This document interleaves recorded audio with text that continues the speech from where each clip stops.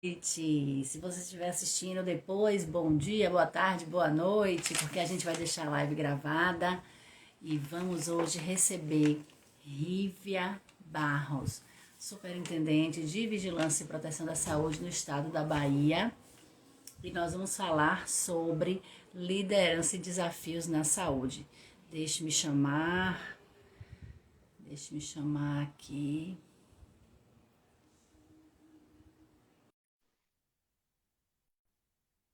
Agora. Rívia. Olá! Deixa eu Olá! colocar aqui, porque eu não sou tão expert como você. Ah, você Eu é acho, expert em não, outras coisas. acho que, acho que não chega a ter feito meia dúzia. Então, Não chega o quê? a ter feito meia dúzia de lives. Ah, eu fiz um bocado, viu? Depois que eu comecei, ninguém me segurou mais. Aprendi o caminho. Quem gosta de falar, hein? Aqui Hum, é um, aqui é um prato cheio. E a mas gente eu da também saúde, gosto de falar, mas e a gente da não. saúde pública tem muita coisa para falar, né? Isso. Pronto. Eu quero te agradecer. Em primeiro lugar, quero te agradecer por você ter aceitado. Já tem um tempo que eu espero por essa alegria de ter você aqui, né? Porque a pandemia realmente não deu uma trégua para a gente, né? Nesses últimos 2 anos.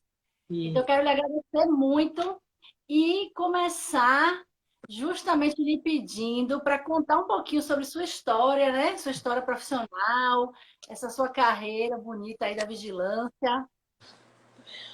Olha, começar a falar de minha vida, eu não posso, da minha carreira, não posso esquecer de onde vim, né?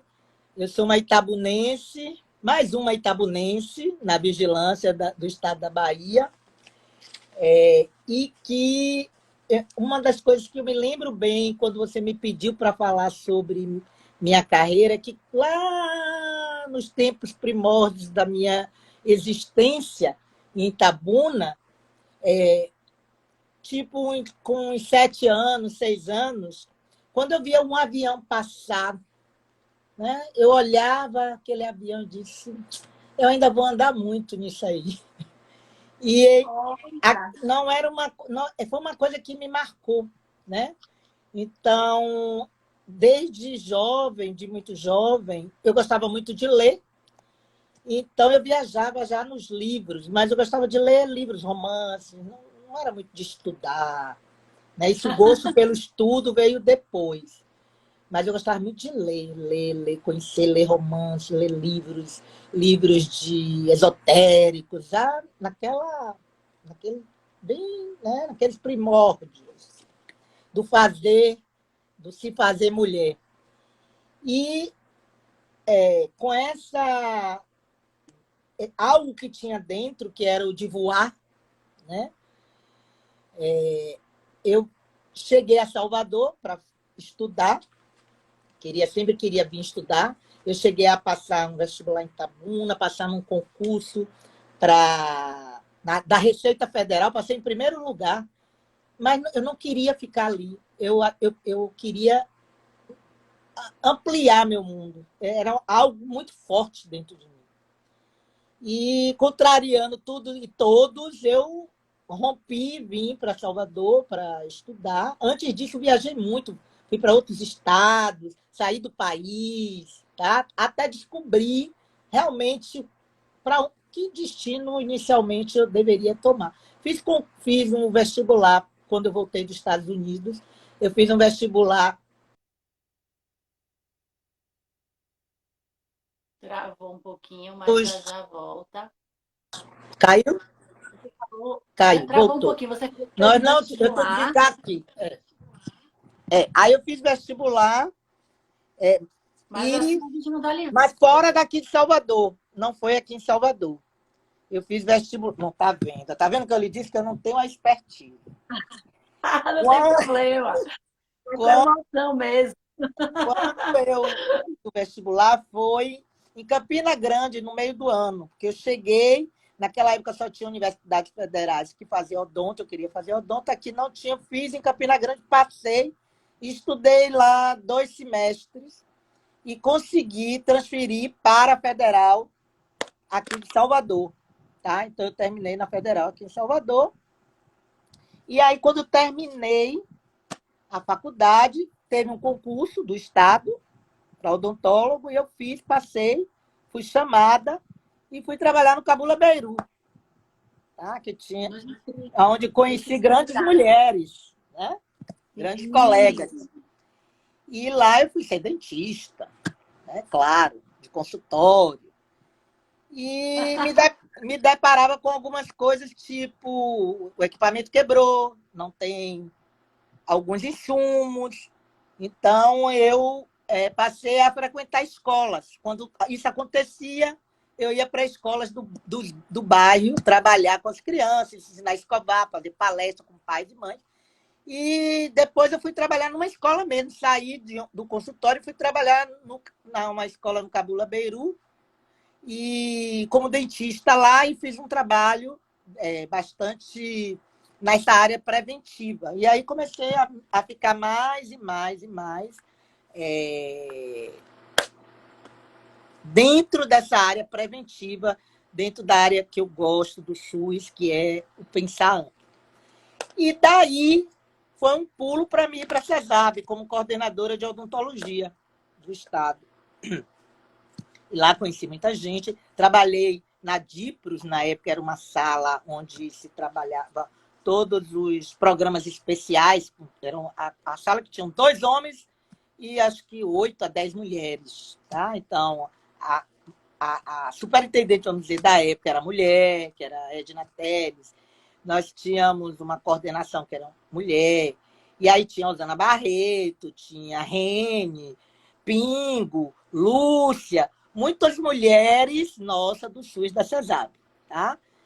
Doutora Lucélia, que trabalhava com a Magalhães? Isso.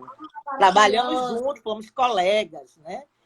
Nos projetos iniciais dos programas especiais. Foi lá que nasceu o CEPRED, nasceu o do idoso, o centro o CREASE.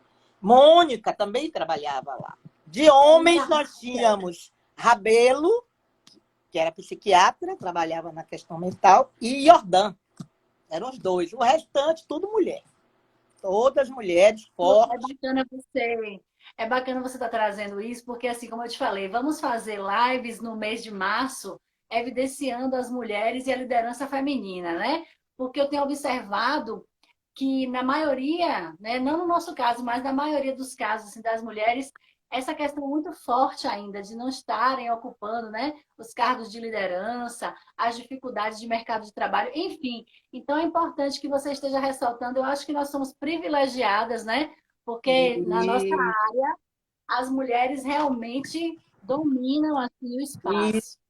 E assim, é, era uma convivência muito interessante, porque eram várias áreas juntas, trabalhando. A gente já naquela época trabalhava numa sala única, certo? Todas juntas, não tinha salinha para um para outro. Eu gosto muito de estar junto, misturado, discutindo, né? Pisando no pé, depois pedindo desculpa, sentando junto, né? E esse foi um grande momento ter trabalhado na DIPROS, né? Com essas colegas, com essas pessoas. Eu aprendi muito, eu era mais nova na área. A DIPROS já existia nessa conformação, essas pessoas já trabalhavam há muito tempo, né, na DIPROS, e eu fui a mais novinha que chegou e fui abraçada por todos. Tenho um carinho imenso por todos eles, né? E que algumas delas são amigas, né? Muito fortes, né? Eu tenho uma convivência maior. Outras são amigas e outras colegas queridas. Então, assim, foi um momento muito bom de aprendizado de SUS, do que era estar na CESAB, porque quando você está na ponta, como médica, como dentista, como eu estive, é um pouco diferente. Essa experiência dentro da CESAB, do nível central, foi muito marcante para que eu pudesse crescer dentro da minha profissão, de descobrir realmente o que eu queria. E aí eu descobri que eu não queria ser dentista. Né? Eu Eu não queria. conheço umas pessoas assim, viu? Tem uma colega que o pai entregou o consultório pronto para ela e ela disse: não quero, É, quero saúde coletiva. é isso. E aí eu comecei a ter esse contato maior com o SUS, com a questão coletiva, né, com a saúde pública mesmo, né, e muitos desafios. Quando me falava em planejamento, aquilo era tudo novo para mim, aquelas planilhas de planejamento inicialmente. Eu disse, meu Deus, o que é isso? E foi muito, muito, muito importante para o meu. Esse, eu acho que é um momento da minha carreira que marcou para sempre. Tá? E na CESAB, depois que eu saí da DIPROS, eu fui para a área, fui trabalhar com a municipalização, que foi assim também outro grande aprendizado. Eu avaliei muitos municípios para aprovar para a municipalização, então foi um momento bem interessante também de você conhecer mais a fundo o nosso estado, né, como estava conformado, o que pensavam, né, participar de CIBs, né, nessas aprovações, que também foi um outro aprendizado. E daí eu saí para a vigilância sanitária. E aí foi realmente onde eu me encontrei. Eu disse, aqui é meu lugar, é minha cara. E comecei a estudar, a trabalhar na área. E era assim, algo que eu fazia como se tivesse feito a vida toda. Né? E era uma identificação muito grande com a área. E a vigilância sanitária me trouxe também muitas coisas maravilhosas para a minha profissão. Eu, dentro da vigilância sanitária, fui de fiscal a diretora. Mas antes de ser diretora, eu passei um período de 5 anos na Anvisa, em Postos e Aeroportos. E nessa experiência, que também foi muito rica, eu viajei muito pelo Brasil. Eu trabalhei desde dentro de uma tribo de índio, no Tocantins, a fronteiras, né, do Brasil com a Venezuela, com a Guiana Inglesa. Então, assim, eu vi vários Brasis, né, dentro de um só Brasil. E isso também foi assim, impactante para a minha carreira. Né? Nesse tempo, quando eu fui para a Anvisa, eu fui como técnica, mas fui convidada a assumir um cargo. Foi meu primeiro. Na verdade, eu tive um cargo só fictício no nome, que tinha um cargo, que era coordenadora de odontologia do Estado, mas não existia o cargo, a função paga pelo Estado, eu era dentista só. E quando eu fui para a Anvisa, foi quando eu tive o meu primeiro cargo institucional pela Anvisa, de coordenadora técnica de portos e aeroportos. Não foi um momento fácil inicial, mas também encontrei mulheres fortíssimas lá dentro da Anvisa, tanto no nível aqui Bahia, como no nível central, como nesses locais que eu trabalhei, nessas áreas de fronteiras. Né? Então, você vê mulheres com outra percepção, com outra vida. Eu fiquei encantada. Quando eu passei esse mês em Pacaraima, que é a fronteira com o Brasil, foram momentos assim de descobrir que existiam outras formas de viver no Brasil, outras mulheres, outros padrões, né? E isso traz a você um aprendizado que que lhe leva a não ser nada daquilo que você chegou lá. Você sai outra. Transforma, né? A pessoa se Transformador. transforma. Então, eu acho que essas transformações várias são, na realidade, passos que a gente vai dando, né, na construção, uns para frente, outros para trás. Eu me lembro que quando eu fui para a Anvisa, quando eu saí da Divisa, que eu tive essa oportunidade de ir para a Anvisa, foi um momento, não foi muito fácil essa quebra. Eu geralmente fecho meus ciclos, mas eu não consegui fechar esse ciclo da vigilância sanitária. Tinha algo que ainda não estava pronto. Aí fui para a Anvisa, no momento, depois eu vi quão importante foi eu ter quebrado esse passo, de ter me permitido a pular do precipício e ir, né, jogar a vaquinha lá e para ver se achava outra vaquinha. Né? E assim foi. E hoje eu sei que, e sempre falo para colegas minhas que têm outras oportunidades, vá, as portas se abrem para você porque você pode. Vá, se jogue. Você não vai se arrepender. Né? E acho que a gente, você nem sabe disso, né? Eu tô aqui só ouvindo e matutando. Porque eu falei assim, essa ideia de se jogar do precipício, eu digo, meu Deus, é bem a minha cara. E você também me ajudou e deu um empurrãozinho, vá, né? Porque realmente você disse que fez essa quebra da divisa para a Anvisa e eu fiz uma quebra radical, né? Da vigilância para a policlínica.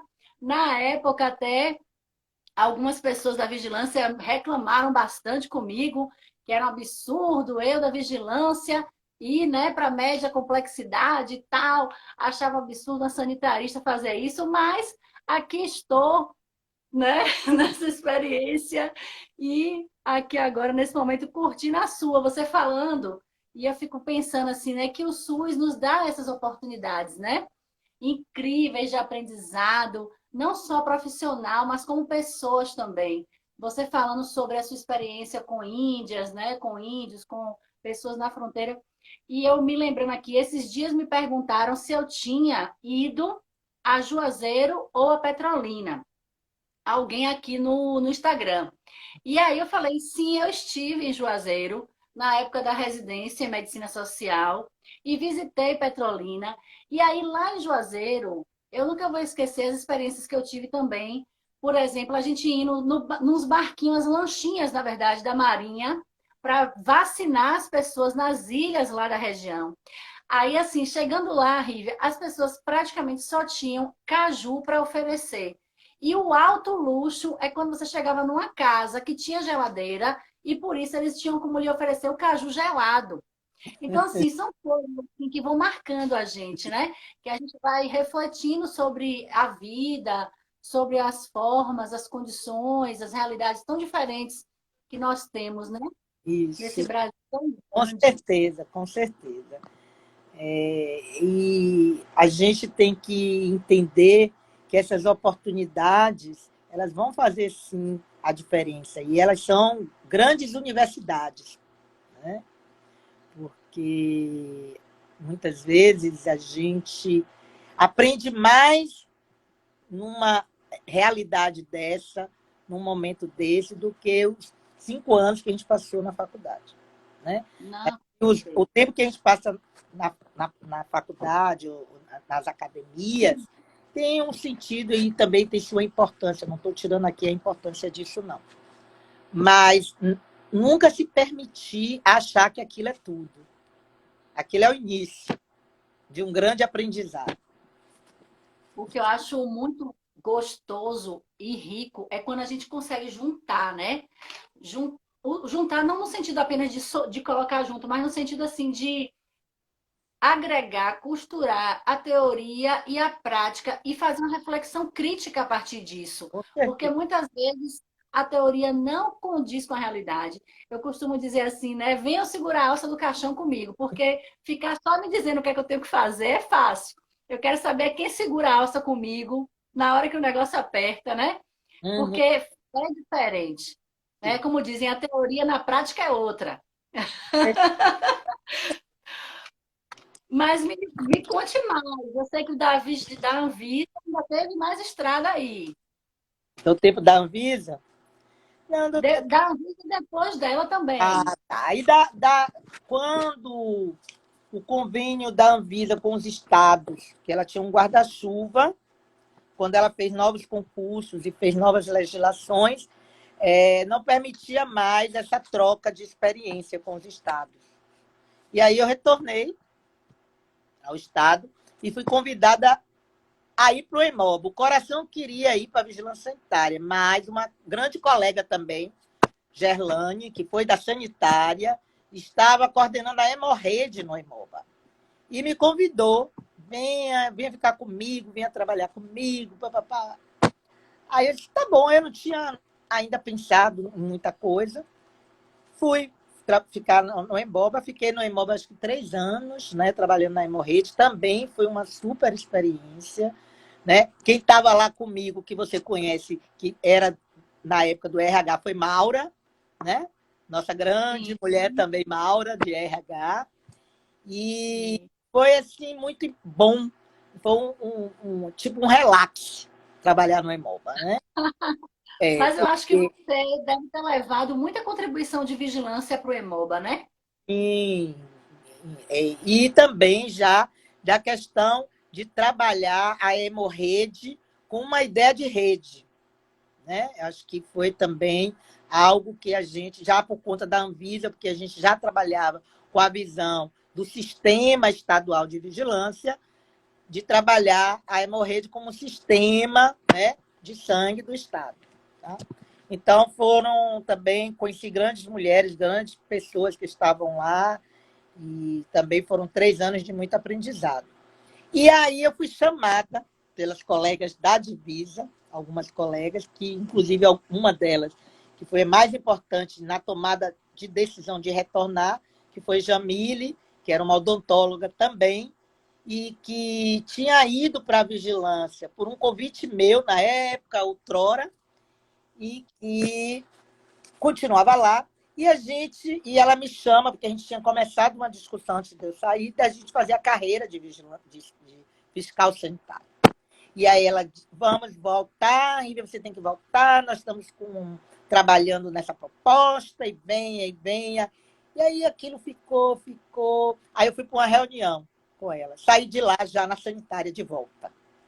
E aí eu pedi para sair do EMOBA e volto para a vigilância sanitária do Estado. Na época, a doutora Aita, outra grande mulher, né, na minha vida, estava como diretora.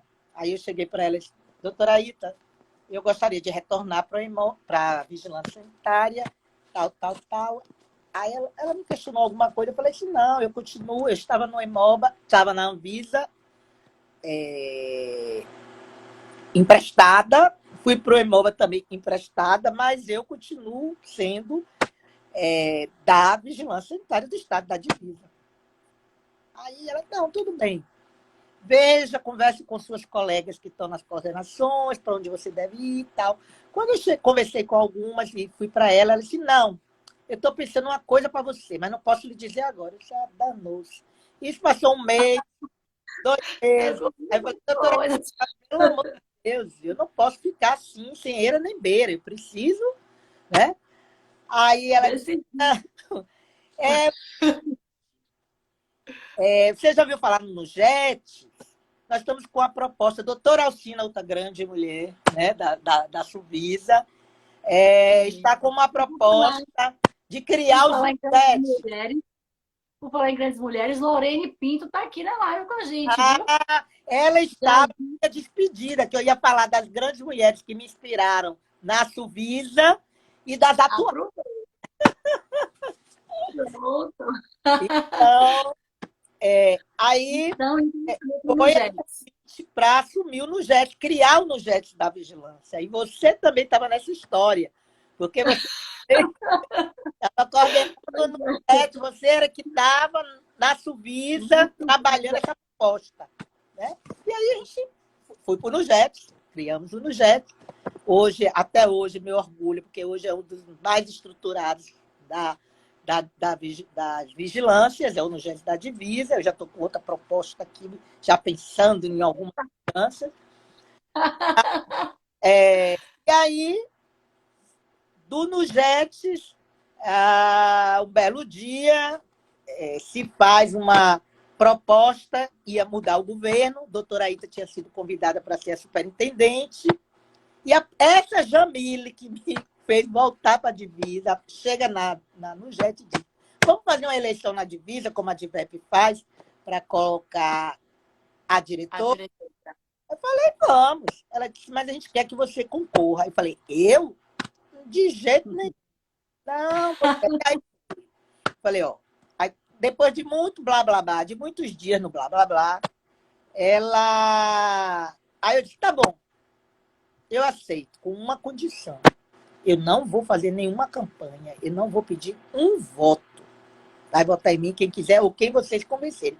Eu não faço isso. Aí tá. Armamos o circo da eleição, né? Não tínhamos. Mandamos fazer até as urnas, né? E concorrer. Direito até a urna. Teve duas eleições, uma para ver quem seriam os candidatos e outra, depois dos candidatos formados, quem a eleição. Bom, nessa eleição, o Augusto, que era um dos concorrentes, ganhou bem na minha frente. Ganhou com 60 e tantos votos, eu fiz 20 e pouco. E, claro, a proposta era, poderia chamar qualquer um dos três, como faz na universidade, teria uma lista tríplice, ou escolher o maior, o que. E Ita resolveu escolher quem teve maior número de votos, democraticamente, tudo bem. Pronto. Quando Augusto foi o escolhido, eu tinha umas férias, que era época até de ano novo, carnaval, tirei 30 dias de férias e viajei. Fui para uma fazenda de uns amigos que lá, já nessa época, nós já tínhamos celular e eu não, mas lá não pegava nada. Então foram 30 dias, pé no chão, comendo galinha caipira e outras coisas mais, sem saber de nada do mundo. Na hora que eu saio da fazenda, pego o caminho do aeroporto, o celular, liguei o celular. Aí foi blá, blá, blá, blá, blá, blá. Primeira mensagem que eu abri foi assim, você é nossa diretora. Aí eu fui para a própria Jamile. Aí fui para o celular de Ita. Fui para mensagens, tinha um monte de mensagens de Ita. Aí ela disse, o candidato declinou, eu indiquei você sem nem falar com você. Se você aceitar, realmente esteja quinta-feira, tal hora, 8 horas na divisa. Aí fui, conversamos, e ela perguntou, sim, vai aceitar? Eu falei, olha, eu entrei, não foi para brincar, eu entrei realmente, e por incrível que pareça, quando eu soube por doutora Ednar, na noite de Ano Novo, na praia, no Farol da Barra, ela me disse, Rita, estou muito feliz porque Augusto vai ser o diretor da divisa. Eu soube assim, né?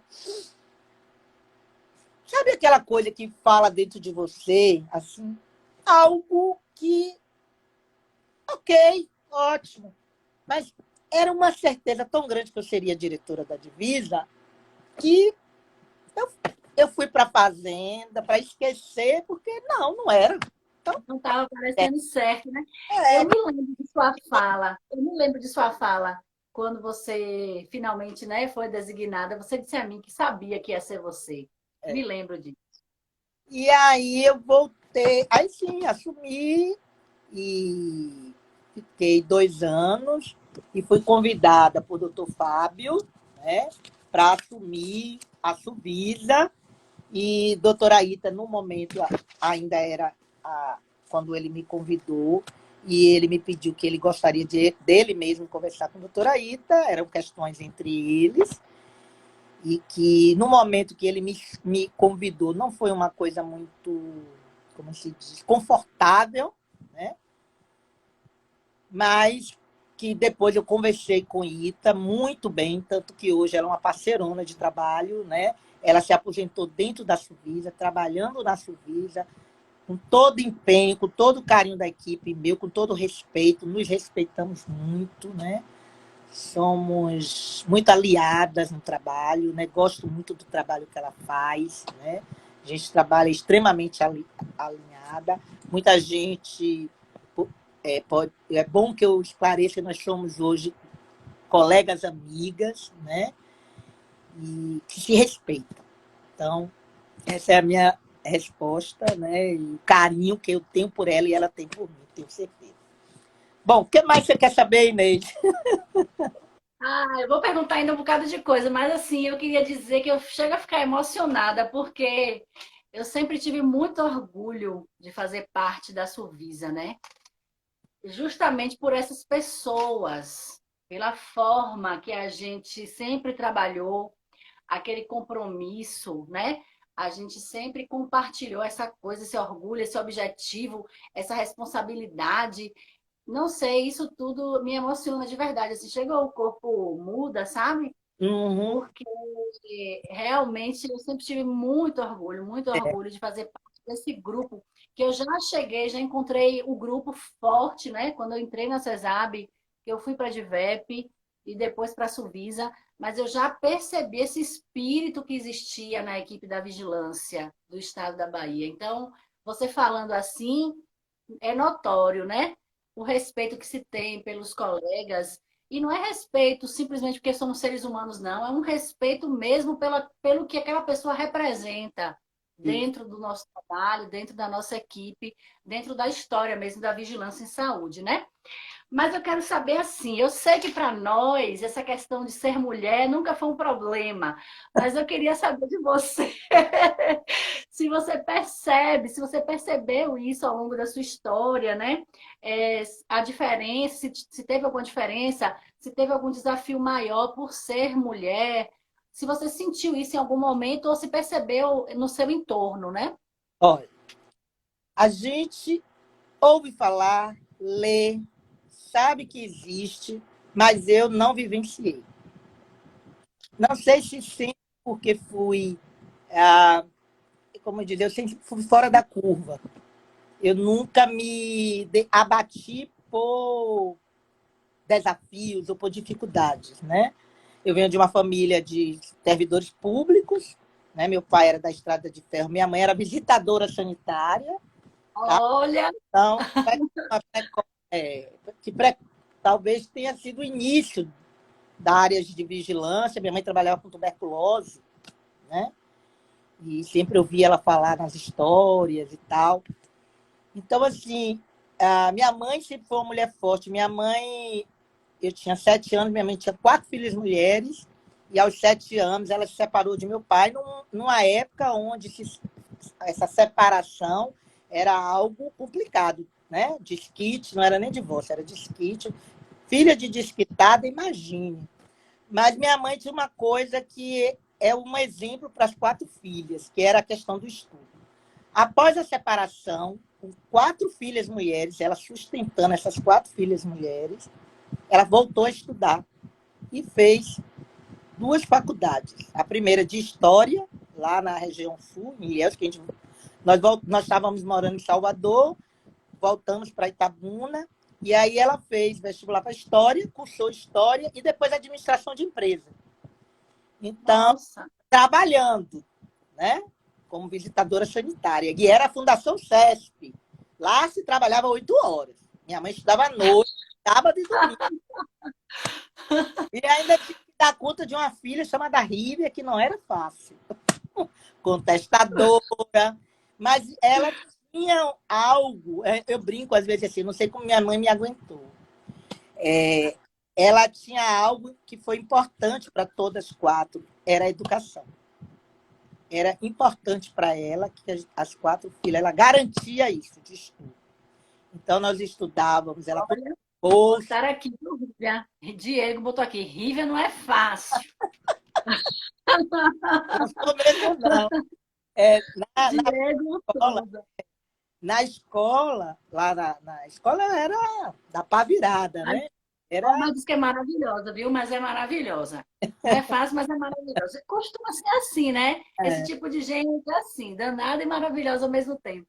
Então, estudei numa escola que até determinada época era só para mulheres, que era a Ação Fraternal de Itabuna, escola de freiras, né? Então, eu estudei com mulheres. Tinha 2 professores que eram homens. Então, imagine quanta coisa a gente não fez com esses duas criaturas, né?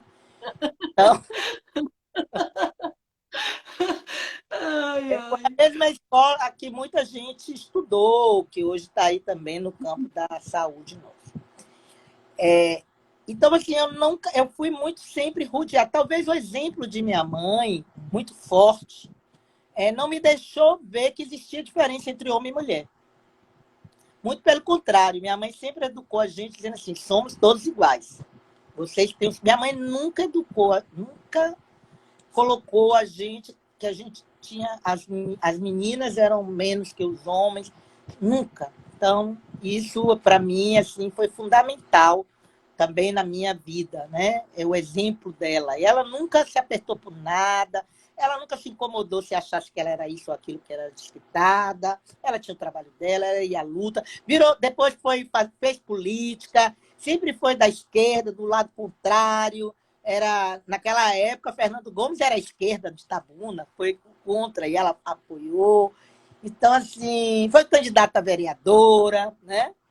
Então, é uma mulher forte. Né? Hoje ela mora em Boipeba, mora sozinha com galo, galinha, periquito, recebe os amigos da gente e vive uma vida maravilhosa lá em Boipeba e é nosso exemplo sempre. Tá? Então, talvez por isso eu não tenha já li muita coisa sobre, né? Agora, o que mais eu sinto que a luta maior é que ainda temos a questão, para cargos de liderança, muitas influências, não por ser homem e mulher, mas influências outras, de quem você é filho, ou de quem você conhece, de quem indica, ainda temos isso. Esse também foi um desafio.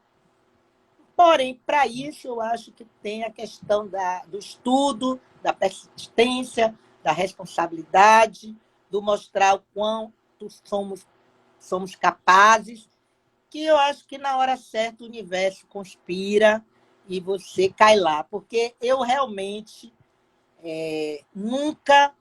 Eu tive essa sensação de que eu seria diretora naquele momento de vida, mas eu nunca planejei, né? Assim, eu vou ser diretora, você... É engraçado. Lorene era sempre uma pessoa... Quando eu estava na Dipros, eu sempre encontrava Lorene pelos corredores no elevador. E ela sempre muito gentil. Ela era superintendente, né, na época. E conversava com a gente e dizia, poxa, ela conversa com todo mundo, ela fala com todo mundo. Então, ela também foi uma inspiração, mas eu nunca pensei, eu quero estar no lugar de Lorene, eu quero estar no lugar... As coisas aconteceram, né? E que bom que eu estava preparada, né, para assumir. E, assim, claro que nós não vamos ser perfeitos, nem vamos ser o tempo todo, vamos acertar, né? Mas o desafio é tentar e tentar sempre fazer o melhor, né? Então, acho que a questão da liderança feminina, claro, temos que trabalhar, não podemos negar. E se você pensa que, se você for estudar um pouquinho sobre a mulher hoje, ela é a maioria do cerne da família. A maioria das famílias são as mulheres que estão, os maridos às vezes vão embora, somem, né? Nós temos muitas mulheres que são pai e mãe, não são poucas. Tá? Então, esse caminho, precisamos sim, cada vez mais, fortalecer esse elo, fortalecer essa questão com estudo, com oportunidade. Quando a gente está na liderança, a gente tem que começar a perceber quem dessas mulheres a gente pode estar ajudando a na frente, estar em lugares que possam assumir essas lideranças. Eu acho que cabe ao líder também formar novos líderes, né? Estar atento, jogar no precipício, né? Dizer, você pode, né? Você tem, bora, vai errar, mas vai acertar. Então, eu acho que a gente precisa muito de quem está na liderança estar sempre atento um pouco a isso e ajudar aquelas pessoas, aquelas mulheres que possam um dia estar ou no seu lugar ou em outro, porque o lugar não é nosso, a cadeira está ali. Os grandes líderes, eles também se vão, né? Eles deixam um legado. Mas eu acho que o melhor legado que um líder pode deixar é fazer novos líderes, né? Tá ajudando novos líderes, né, a serem formados. E aí você traz a pergunta que já está na sequência, né? Que é justamente os desafios nesses E cargos que você teve de liderança. Quais são os desafios e como você lida com eles, né? Eu sempre observei assim no tempo que nós estivemos, né, juntas em algum momento que não foi tanto, né? Mas assim mais próximas mesmo. Mas eu sempre observava algumas falas suas, eu sempre observava algumas maneiras de você analisar as situações diferente assim, me chamava a atenção, né? Algumas percepções, de igual o insight dela, essa danada tem uma visão diferente. E aí eu queria que você trouxesse um pouco disso também, porque assim, eu que estou aqui, né, há 4 anos, já aprendi que ninguém vai ser unanimidade no cargo de liderança, né? A gente, se for unanimidade, aí sim tem alguma coisa estranha, é preciso investigar, porque a gente nunca vai conseguir agradar a todos. E temos muitos desafios. Eu queria que você falasse um pouco sobre isso, dos desafios e da sua forma de lidar com eles. eu acho que um dos grandes desafios chama-se conflitos pessoais. Os conflitos que temos dentro das nossas equipes e que temos na nossa família. Mas na nossa família a gente tem mais oportunidades, a gente tem ainda uma percepção diferente de quando é no trabalho ou em outros espaços, né? A gente tem que entender que todos os colegas têm uma história, têm uma vida, né? Nós temos que ver que somos diferentes, né? E uma coisa não é fácil você fazer, você ver duas pessoas dedicadas, dois colegas ou três, que entram num conflito e que pode levar todo o trabalho a uma derrota por um conflito pessoal, né? E que eu aqui fui tirar uma mensagem e sair do ar. Muitas vezes é preciso que você ouça. Eu tenho aprendido muito ultimamente que a melhor forma de resolver conflito é ouvir, coisa que eu não era muito boa. Não sou ainda, estou aprendendo. Eu sou mais de falar. Mas ouvir, porque quando você ouve o outro, e ouve o outro, e ouve o outro, a solução está ali.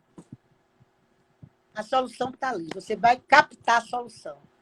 Né?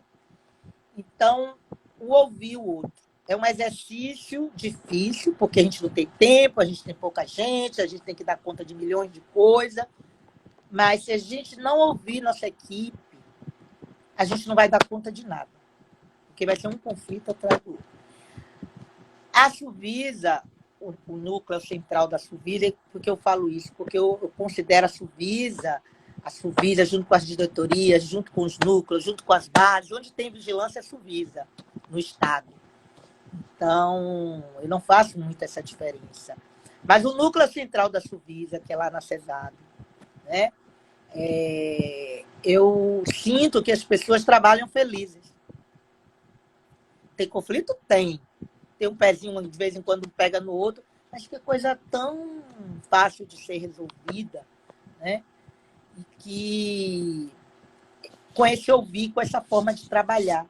E com alguns momentos que a gente tira para conversar, para almoçar junto, para fazer um lanche junto, de vez em quando a gente inventa fazer alguma coisa junto.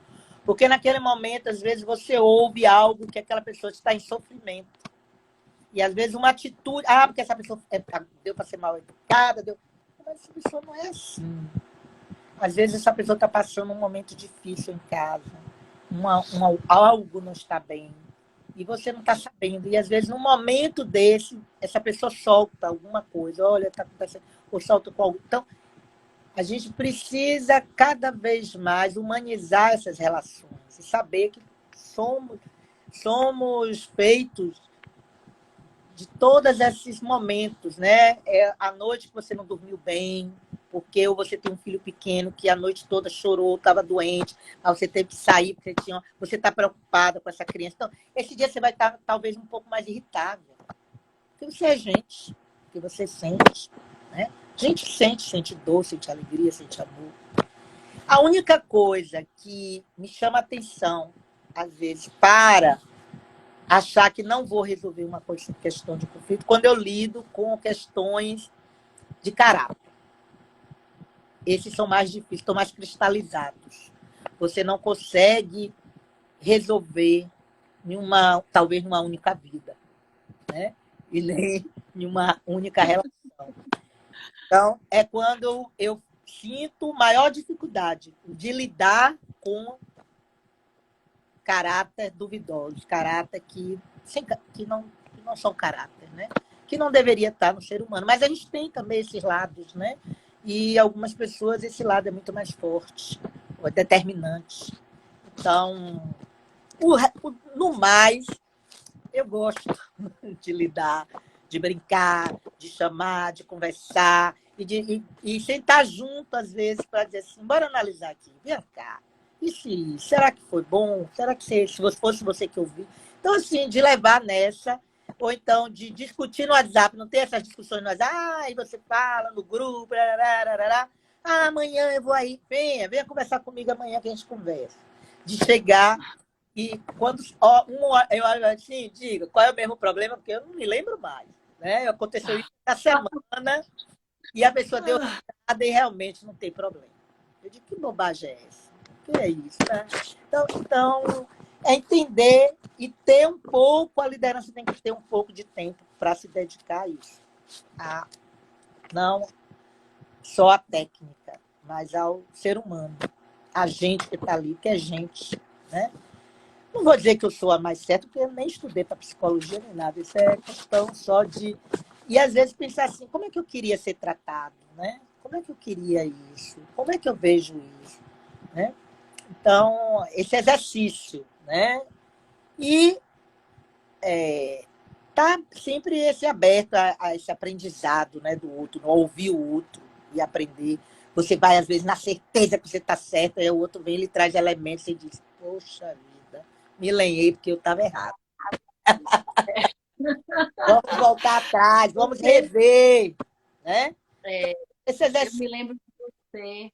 Eu me lembro de você falando sobre isso. Olha, você pode errar, você pode pedir desculpa, você vai, volta atrás, porque às vezes eu acho também que um grande desafio da pessoa que está na liderança, e isso eu falo não só pela minha experiência aqui, mas quando eu estava aí observando vocês, observando você, observando a Alcina, observando a Lorene, observando o Ita, entre tantas outras pessoas aí, que também esse olhar para com esse líder também precisa humanizar.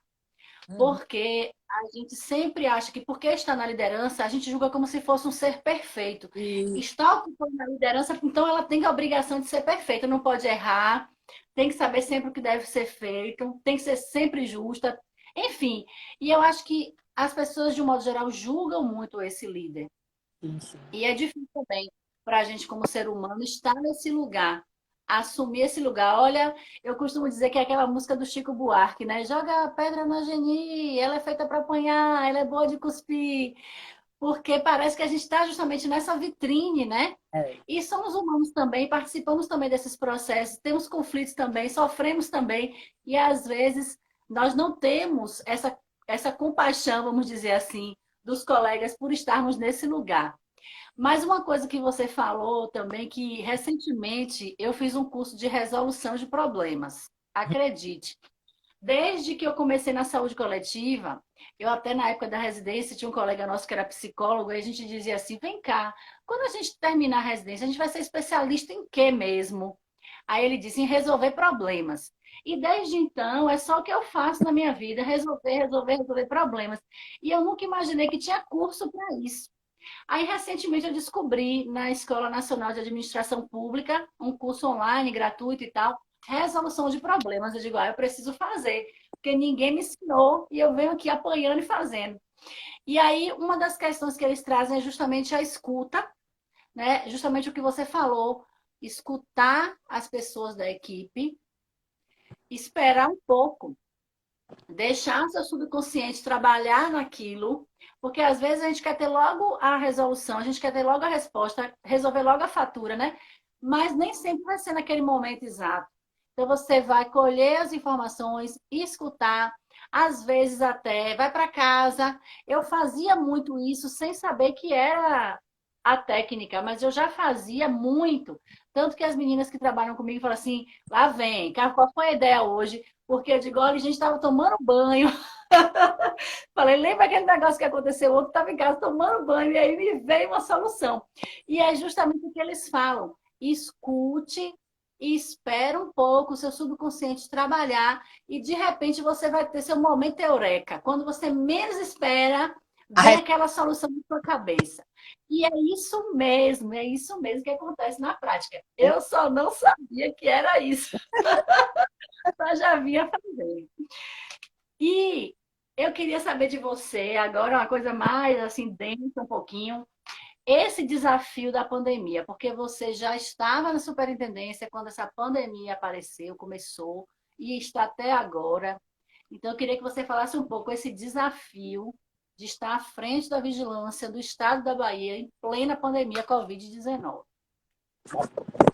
É realmente um grande desafio para qualquer um que estivesse lá, né? E era eu que estava. Detalhe, né? Rodeada de mulheres, né? Também na equipe, principalmente nas equipes que necessitavam de serem fortalecidas. Foi a equipe da DIVEP, Divisa, Divast, né? Eram as 3 equipes que mais atuaram inicialmente na pandemia. Então, assim, esse desafio, ele veio, e a gente brinca sempre que vigilância cresce muito nesses desafios, né? A vigilância cresce quando ela vai para a televisão, quando acontecem os problemas, que a gente tem que tentar resolver, correr atrás. Então, assim, quando eu olho para dentro, assim, para me perguntar sobre o desafio, houve um desafio, muito trabalho, muitas horas sem dormir, né? Muita conversa, muita reunião, muito tudo, porém de uma leveza no sentido de não tinha estresse, tinha trabalho. Talvez pelo amor àquilo que estávamos fazendo, pelo amor ao SUS, pelo respeito às pessoas. Não era uma carga assim que deixou acabada. Eu acho que eu me sinto até mais nova, né, durante a pandemia, porque Mas não, já nos 30, né? E assim, teve momentos que a gente trabalhava de domingo a domingo. Na hora que acordava, na época nós tínhamos um secretário que era doutor Fábio, que também acorda às 4, 5 horas da manhã, já começa também a disparar mensagem, dorme super tarde, estava lá o tempo todo, exigia que a gente tivesse. Eu tive que mudar de verba para dentro da Suvisa, para dentro da CESAB, a parte que ficava com a Covid. Foram momentos de criar muita coisa, de trabalho duro, mas o que me dava talvez essa leveza era a confiança na equipe técnica. Tá? Então, não era confiança em Rívia, era confiança na equipe técnica, aquela que a gente sempre teve, que a gente sempre admirou. Tá? Então, uma equipe formada por servidores públicos, na sua maioria, que são politizados, são chatos, que são isso, cri-cri, né?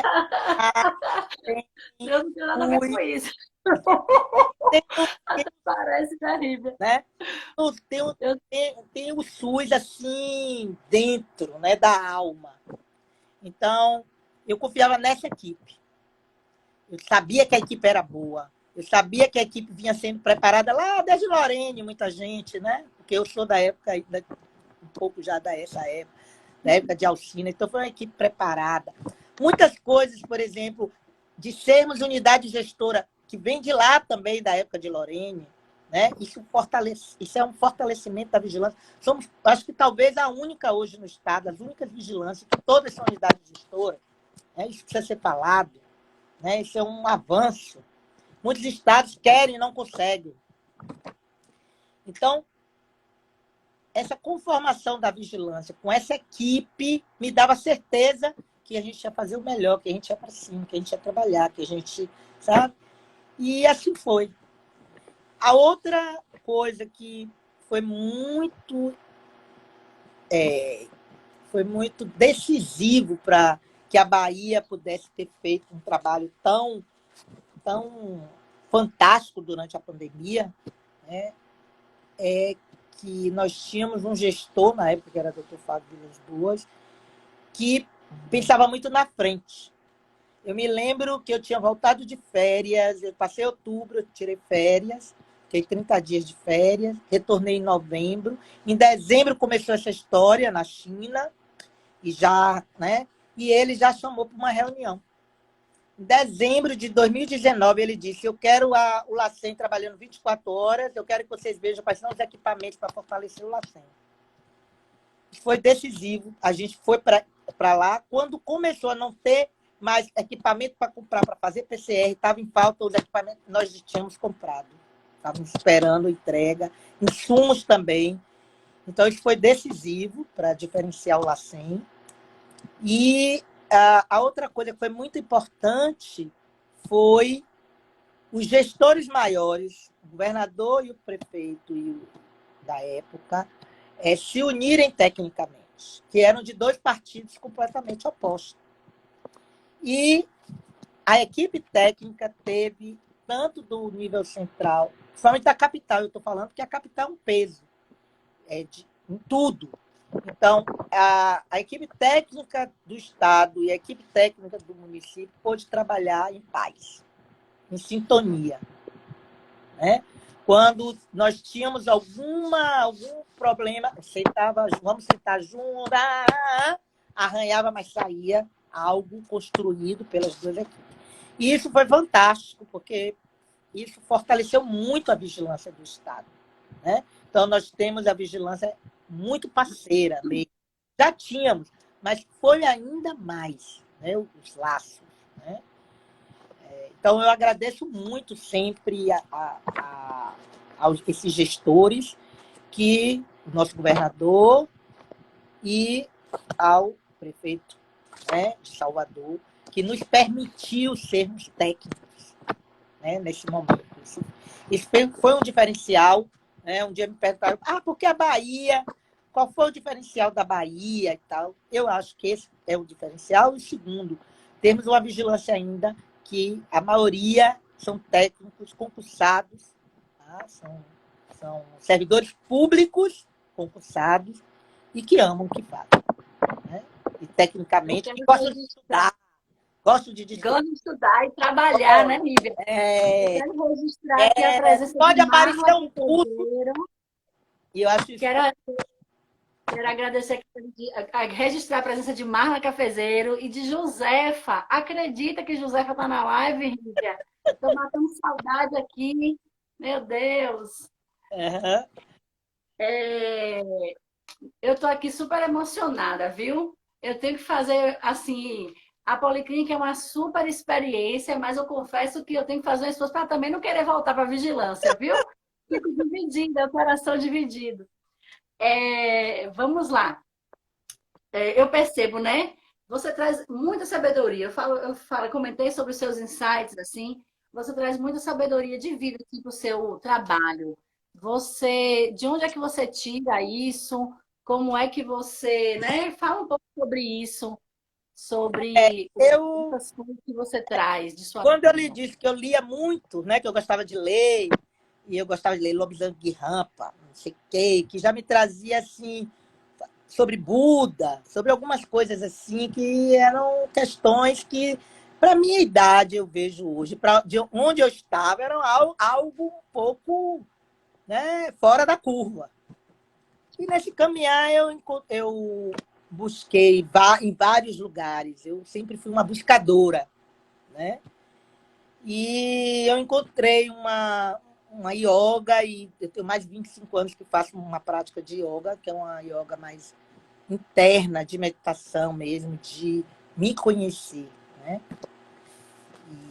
Que me transformou muito, né? E que me fez, hoje, por exemplo, ser casada há mais de 40 anos, né? E que... Importante isso, né, Rívia? Quando a gente fala de liderança feminina, é todo um complexo, não é só lá no trabalho.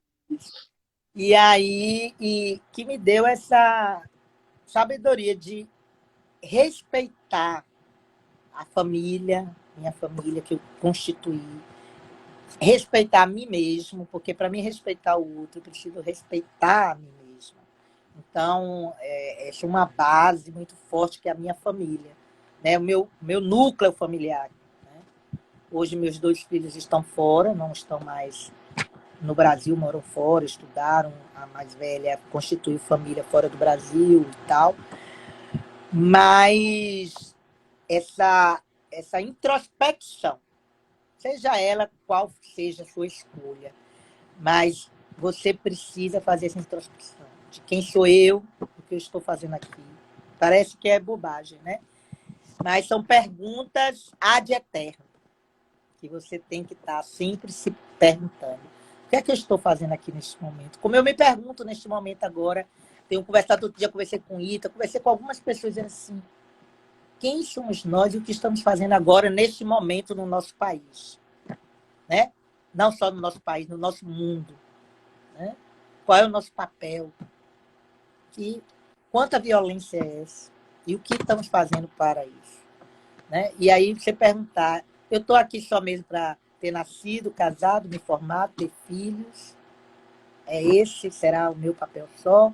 Trabalhar, trazer dinheiro, comprar um carro, ter uma casa?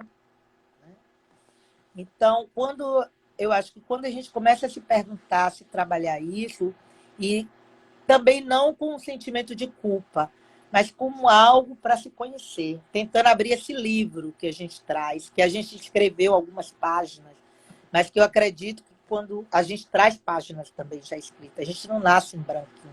Né?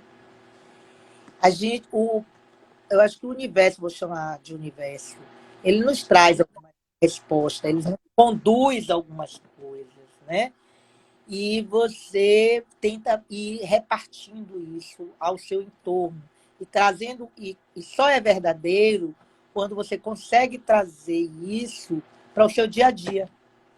Não adianta eu ir, vamos dizer, num local, vamos chamar uma igreja, um templo, uma coisa assim, e ali eu vou fazer uma religião, vou agradar a Deus, vou rezar, vou orar, o nome que seja. E quando eu volto para o meu dia a dia, no meu trabalho, no meu eu não sou aquela pessoa que eu estava ali. Né? Então, hoje eu tenho uma certeza que Deus está em cada um de nós. Né? E que cada um que eu olho tem também seu Deus. Você tem seu problema, cada um tem seu momento, cada um tem sua data, sua história. Então, assim, não sou eu que tenho que estar julgando, nem achando que você tem que fazer assim ou assim. Então, e essa tolerância a isso, né, você vai conseguindo assim no dia a dia, nessa reflexão, nessa introspecção. Né? Tem épocas que eu estou mais assim, tem épocas que eu estou mais para fora, tem épocas que eu estou mais para dentro, porque eu sou gente, sou ser humano, não vou ser perfeita. Né? O que eu tento fazer é que quando eu fico mais para dentro, o que eu ganho com esse dentro, eu possa mostrar nesse fora, eu possa espelhar, né? Eu possa... Né? Mas a questão é, eu olho para dentro e tenho que ver alegria em mim. Eu tenho que ver uma alegria dentro de mim. E quando eu vejo que eu tenho essa alegria, tudo mais a gente resolve, a gente faz. Aí não existe trabalho complicado, não existe problema, não existe nada disso, porque quando você está alegre, tudo está bom. E foi assim que a gente trabalhou na pandemia. Né? Algumas vezes as pessoas falam assim, você não está cansada? Mas realmente, eu não digo que não estou cansada. Não por uma questão de falar, não estou cansada, porque eu não me sinto assim. Porque na pandemia eu pude fazer tudo aquilo que eu me preparei durante a vida, seja para fazer. E assim, era uma certeza que eu fui preparada para estar ali naquele momento. Não foi porque eu quis. É como se fosse assim: a gente está nos lugares escolhidos para a gente estar. Quando a gente sabe que a gente está em lugares que a gente foi escolhido, que a gente se preparou um pouco para isso, aí as coisas não são difíceis, né? Elas são trabalhosas, mas não são difíceis. A gente sempre tem uma resposta, a gente sempre sai com alguma coisa. Pois bem, você falou dessas questões todas aí, e eu tenho cada vez mais, eu tenho concluído que autoconhecimento é realmente fundamental para quem está em cargos de liderança, né? Porque é como eu falei mais um pouquinho antes, falei mais cedo, que estamos na vitrine, né? Então, só por aí a gente já precisa saber muito bem quem nós somos, o que nós defendemos, o que nós não queremos, o que nós abominamos, porque aí a gente reage mais rapidamente no momento que precisa reagir de uma maneira mais adequada com o que nós somos. Ao mesmo tempo também, como você trouxe, né? Toda a sua fala passa muito sobre isso, essa questão do autoconhecimento, de você ter essa introspecção que te prepara, te fortalece, né? Para tudo que tem por vir. Eu fiz uma vez um curso na SAEB de liderança, ação e reflexão. E eu esperava um conteúdo totalmente diferente do que eu encontrei. Eles começavam justamente trabalhando sobre autoconhecimento. E eu fiquei pensando assim, meu Deus, o que é que isso tem a ver com liderança? Eu vim fazer um curso de liderança e o povo está aqui me fazendo refletir minha vida, refletir coisas, né, minhas. Que coisa mais confusa, que coisa estranha. Só que hoje eu tenho certeza, por mais estranho que pareça, porque quando eu penso em liderança, eu penso assim, quem vai coordenar, quem vai organizar? Não! Quem vai Quem mandar? é quem vai mandar? E na verdade que a pergunta é: quem é você? A gente tá igual a The Masked Singer. Quem é você, né? Eu acho que essa questão da liderança cada dia mais para mim traz dois pontos: autocuidado e autoconhecimento. Justamente por estarmos em situações, né, de desafios, em situações de estresse, em situações de exposição, enfim, então é muito importante isso que você está trazendo sobre autoconhecimento para quem quer ser líder, seja lá do que for, e até da própria vida, Sim, sim. né? Quando a gente fala de liderança, não é só liderar uma coordenação, uma direção, uma superintendência, uma secretaria, é liderar até a si mesmo, Sim. né? E não é fácil, não. E aí, senhora Amparo, que também é diretora de policlínica, está aqui com a gente. Tem um bocado de gente aqui, viu, Rita? É porque não Tá. dá para a gente ver todo mundo. E aí, para a gente ir encerrando essa super live maravilhosa, eu queria que você trouxesse uma mensagem, né, para as mulheres que estão aqui e que fale também o que você planejou aí. Eu vi que você falou que fez uma lista aí de mulheres que você quer falar. Ah, Então, é. faça aqui seu encerramento. Tem alguns aprendizados que a gente tira dessa própria pandemia. É que juntos Sim. nós somos mais fortes. Quando a gente se fala que a gente se uniu junto aos municípios, não só Salvador, a todos os municípios, ao COSEMES, aos conselhos, a tudo que era possível, a gente está junto, trabalhar junto. O COSEMES foi muito importante também. A CIB, tudo decidido na CIB, tudo pactuado, tudo conversado, tudo bem dialogado com os secretários de saúde. Então, eu acho que esse juntos somos mais fortes, eu acho que é um aprendizado que eu vou levar para o restante da minha vida. Né? O respeito à vida que foi dado durante a pandemia pelas equipes, por todas essas pessoas que eu falei, né? COSEMES, na pessoa da mulher forte, que é a Estela, da CIB também, né? Não posso deixar de falar, porque foi uma pessoa ímpar. Também uma mulher fantástica durante a pandemia, que estávamos juntos. Assim, nós fizemos só de vacina, acho que quase umas 30 CIBs especiais. Nossa. E um respeito incondicional no nosso caso do SUS. Tá? Então, foi assim, um aprendizado. Sem o SUS, essa pandemia teria devastado o nosso país. Tá? Então, acho que esse também foi um aprendizado de todos que trabalharam durante a pandemia nesse caso. E para finalizar, né, eu escrevi um bocado de coisa aqui, estou dando uma olhada, mas eu nunca sou de seguir o script, eu sempre saio da curva. Né? Uma, agradecer essas mulheres subisas, e aí eu não falei de todas as mulheres que passaram na minha vida fortes, né?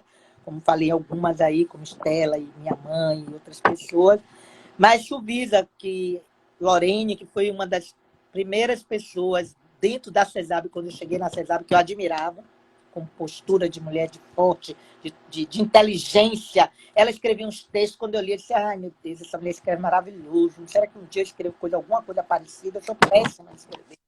Então, adorava ler as coisas que ela fazia, né? Alcina também, com aquela delicadeza dela, com aquela forma de ser toda delicada e elegante, né? Com uma competência também, ela dizia um não com aquele sorriso dela, e você até ajudar ela a dizer o não, você está certo. Né?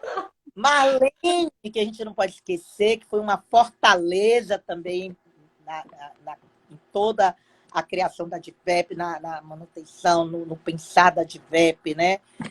De botar mulheres fortes, trabalhar com mulheres fortes. Então, a Marlene também foi muito. Ita, né? Não posso deixar também, que foi também uma grande mulher da Suvisa para mim. E você, né? Claro, Inês, minha colega. Tem mais, aí tem, se eu for dizer, não posso, porque senão fazer uma lista, eu fazer só das que estavam encabeçando. Eu tenho Edvânio, eu tenho, olha, uma série, né? Que me ensinaram muitas coisas, né? Que foram importantes nesse período meu da Suvisa. E atuais, eu não posso deixar de dizer as mulheres atuais que eu admiro, que estão comigo nessa batalha do dia a dia, que é Márcia São Pedro, Arabella, Marisa Eduânia, Márcia Mazei, Letícia Nobre, né? São mulheres também. Então, a Suvisa é toda dominada por mulheres. Nós temos alguns homens. Temos. Nós somos, né, muito fortes, nós temos um grupo, né, e assim vai. E o que eu posso dizer para outras mulheres é: nunca estejam prontas. Tá? Nunca estão Nunca prontas? estejam prontas. Prontas Sim, só para aprender. Na sim. certeza que a cada aprendizado você renasce mais e mais sempre. Então, que estejamos prontas para aprender e não que nos sentimos prontas, acabadas. Então, É outro grande aprendizado para as líderes. Eu tenho estudado, feito cursos, Riva, e estudado, né? Que sabe que eu também sou assim, gosto de aprender, estudar o tempo todo sobre essa questão da liderança, né? E é um ponto muito importante. Quem já se sente pronto e acabado, está acabado mesmo, né? com Literalmente está certeza. acabado, não vai para lugar nenhum. A gente tem que estar sempre mesmo aprendendo, né? Sempre disposto e dispostas a aprender mesmo, porque sempre temos, né, algo a mais. A gente nunca consegue ser a nossa última versão, né? A gente precisa buscar a nossa melhor versão, entendendo que ainda não chegamos lá, né? Esses dias eu vi umas pessoas falando isso. Se você tivesse pronto, já não estaria mais aqui, né? Se nós estamos nesse planeta, porque alguma coisa a gente precisa fazer. E aí é que dá o grande engano, né? Se achar pronto, não está aberto ao aprendizado. Né? Não está aberto a aprender com o outro, com questões, com momentos, como agora a pandemia. Temos que estar todos abertos ao que a pandemia nos traz, que nos ensina. Né? Será que seremos os mesmos pós a pandemia? Durante, pós-pandemia? Não, com certeza não. Nenhum de nós. Nós nunca estamos prontos, nem os mesmos. A gente dorme e acorda já outro. Quem acha que está pronto era a Gabriela, né? A síndrome de Gabriela. Eu nasci assim, eu morri assim, eu morri assim. Mas nós não somos Gabriela. Nós não somos Gabrielas.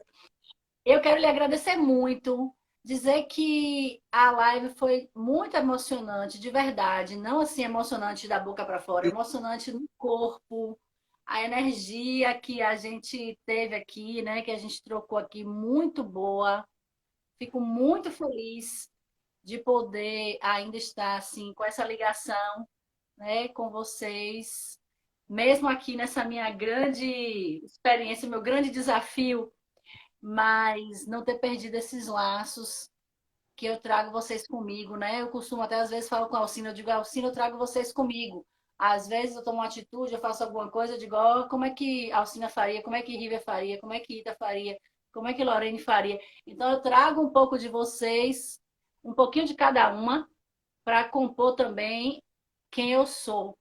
Então, eu quero agradecer a você por ter aceitado mais uma vez e agradecer por esse momento maravilhoso. Eu estou simplesmente encantada aqui com a nossa live. Foi muito, Vou deixar gravada. foi muito bom. Eu demorei a aceitar, né? Porque eu sou mais do fazer, do falar ali de junto, não sou muito de estar muito à frente de falas. Como eu disse, eu sou meio fora da curva, eu não sei escrever e falar aquilo que eu escrevi, quando eu vi, eu já pulei, já botei outra coisa no meio. Eu não sou acadêmica, né? Eu sou meio anárquica um pouco quando eu falo. Então, se eu for para uma abertura, eu nunca consigo fazer daquela forminha, entrar, falar o nome de todo mundo. Quando eu vejo, já fiz de outra forma, eu já falei, eu já baguncei o coreto. Então assim, eu Quebra o agradeço, protocolo. porque foi muito leve, foi muito tranquilo. Eu não me senti em nenhum momento apreensiva, nem nada. Eu falei aquilo que eu penso, que eu acho, que eu vivo, né, com a minha experiência. Dizer que tem uma outra que saiu da Suvisa, passou um tempinho um pouquinho fora no DMA e que hoje também está dirigindo uma policlínica, né? Que é Lorena, que está dirigindo agora a Policlínica de Onápolis. É uma ex-Suvisa. Não sabia que ela era da Suvisa, não. É, sim. Ela trabalhou bastante tempo com a gente na Suvisa, um bom tempo. Depois ela foi para o LACEN, trabalhou um bom tempo no LACEN, e aí Diego, do DMA, roubou, botou no DMA. E do DMA, ela agora está dirigindo a Política de Anápolis. Uma excelente menina, uma excelente também mulher. Vai ser uma Que excelente ótimo. líder. Tem uma fala aqui que eu acho que é da sua irmã. Obrigada por você ser minha irmã, Rívia. Tenho muito orgulho de você. E sei que mãe também está muito orgulhosa da sua filha. É, 4 mulheres. 4 quatro filhas. mulheres. Minha mãe chama Olívia. E aí, eu sempre digo que são as 4 Olivetes. Temos muito dela. Todas fortes. Né? Então, As nossas mães, né, também, nossas preciosidades. Lívia não. Eu misturei Rívia com Olívia. é, Rívia, muito obrigada. Um beijo. Vou deixar a live você salva. a todos que estavam aí nos ouvindo e participaram dessa live. Um beijo, Vou uma deixar grande gravado para quem não pôde estar aqui, se você quiser indicar para assistir depois, viu? abraço. Beijo, beijo, beijo. Tchau, tchau. Obrigada.